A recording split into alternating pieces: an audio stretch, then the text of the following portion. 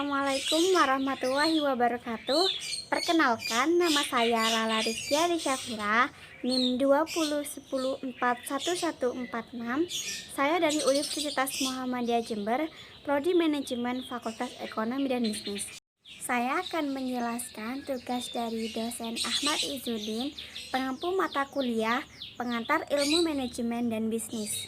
Assalamualaikum warahmatullahi wabarakatuh. Perkenalkan, nama saya Sefiata Anisaila, NIM 20104111168. Pertanyaan pertama, apa pengertian bisnis menurut salah satu ahli dan menurut kalian?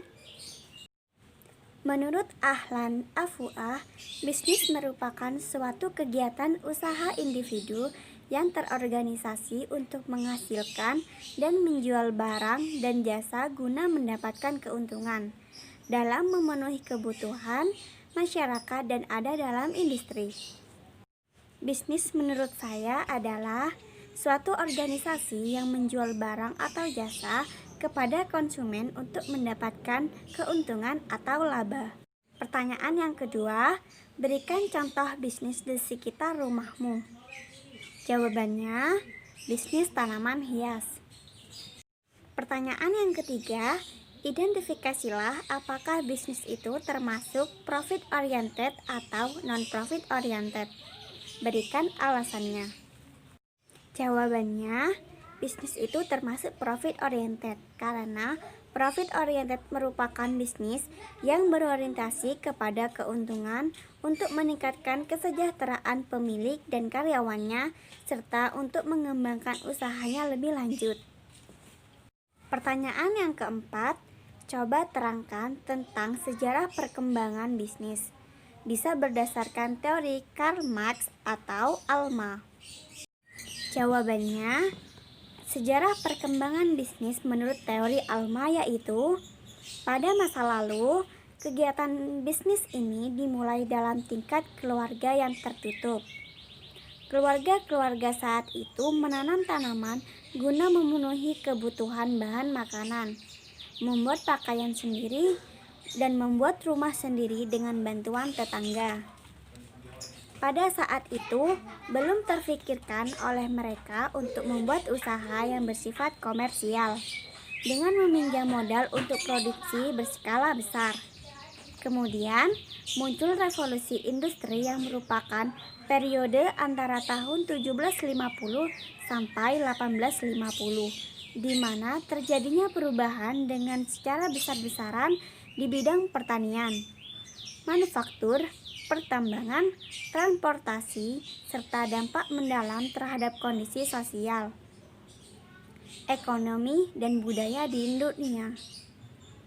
Revolusi industri dimulai dari Britania Raya dan kemudian menyebar ke seluruh Eropa Barat, Amerika Utara, Jepang, dan ke seluruh dunia. Selama 2 abad setelah revolusi industri, rata-rata pendapatan per kapita negara-negara di dunia meningkat lebih dari 6 kali lipat. Untuk pertama kalinya dalam sejarah, standar hidup rakyat biasa mengalami pertumbuhan yang berkelanjutan. Dari peristiwa itu, maka semakin melebarlah perluasan atau peluang bisnis akibat munculnya berbagai teknologi yang mampu mempermudah dan memperbanyak hasil produksi.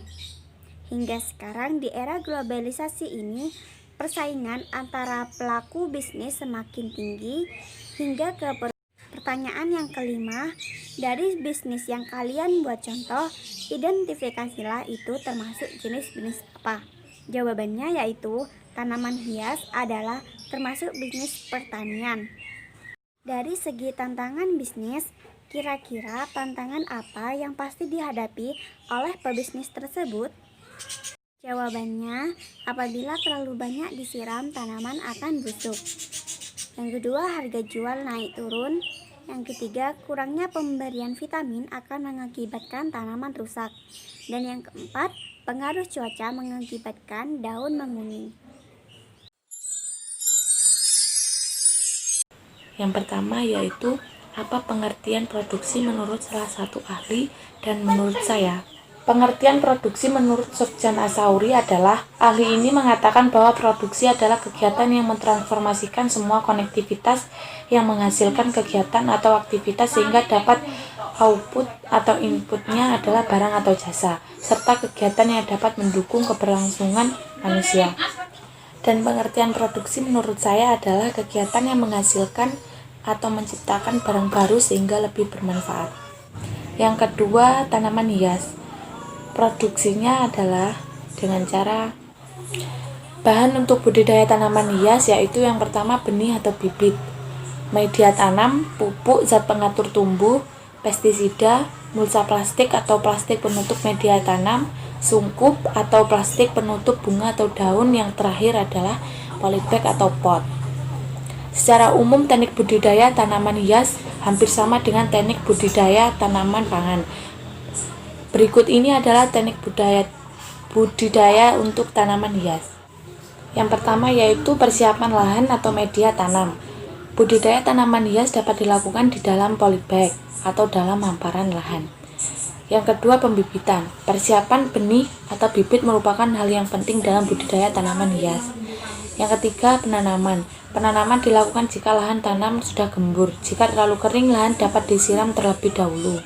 Pemupukan. Pemupukan adalah penambahan unsur hara untuk mencukupi kebutuhan tanaman. Pupuk dapat diberikan ke media atau disemprot langsung ke tanaman. Pemeliharaannya yaitu dengan cara penyulaman, menanam kembali tanaman yang mati. Yang kedua, penyiraman disesuaikan dengan kondisi tanaman. Penyiraman dapat dilakukan pada pagi atau sore. 3. Pembumbuan untuk menutup pangkal tanaman. Yang keempat, penyiangan, membersihkan gulma yang mengganggu pertumbuhan tanaman. Pengendalian OPT, pengendalian organisme mengganggu, dilakukan untuk mencegah mengendalikan organisme yang mengganggu pertumbuhan, produksi, dan kualitas hasil tanaman. Yang ketiga adalah, itu termasuk jenis produksi yang menciptakan nilai guna atau menambah nilai guna. Untuk menambahkan nilai guna, karena budidaya tanaman hias untuk memperindah lingkungan dengan elok jenisnya yang memanjakan mata. Dapat mengemburkan tanah, budidaya tanaman hias membantu penghijauan, mencegah terjadinya erosi, dapat jadi peluang usaha, dan dapat mengembangkan jenis tanaman hias. Yang nomor 4, terdapat 4 manfaat yang timbul dari produksi. Kira-kira termasuk yang mana? Yaitu kegunaan pelayanan atau service utility, yaitu barang memiliki kegunaan bila ada pelayanan yang diberikan. Yang kelima adalah termasuk jenis produksi apa? Agraris, industri, ekstraktif, atau yang lain. Termasuk usaha pertanian atau agraris, karena memproduksi barang atau jasa dengan memanfaatkan sumber daya alam yang sudah ada dan mengambil keuntungan dari kesuburan tanah. Soal yang terakhir adalah cara menghadapi tantangan bisnisnya, bagaimana, pakai intensifikasi, ekstensifikasi, atau yang lain. Cara menghadapi tantangan bisnisnya adalah memakai cara diversifikasi, karena dalam meningkatkan hasil produksi dengan cara menambahkan jenis hasil produksi, sehingga bisa beraneka ragam, dan dilakukan dengan memperbanyak variasi, berfokus pada tujuan, dan juga dapat mengurangi resiko di masa depan. Sekian presentasi dari saya, bila ada salah kata, mohon dimaafkan, semoga bermanfaat. Sekian penjelasan tugas dari saya tentang pengantar ilmu manajemen dan bisnis. Apabila ada kata yang kurang berkenan, mohon maaf. Assalamualaikum warahmatullahi wabarakatuh.